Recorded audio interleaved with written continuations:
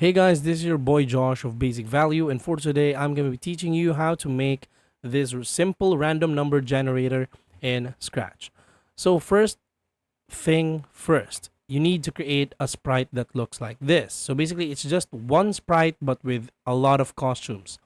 So it's from 1 to 10, so it's from costumes 1.2 to costume 9. Now let's go back to the code. The first block that you need, the first set of blocks is starts like this.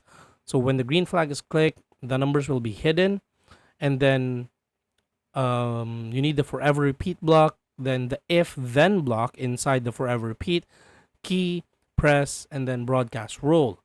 Now the next set of blocks is the receiver of the roll message. So basically it's gonna be when I receive roll, Scratch is going to pick a random number from 1 to 10 that will be equal to 2 and then switch the costume to costume 1, or it would show the next costume. So basically, that's how easy it is. And all of these variables right here are customizable as to how you need it. So let me just show you. Let me click the green flag again and let me press Z. As you can see, it generates random numbers.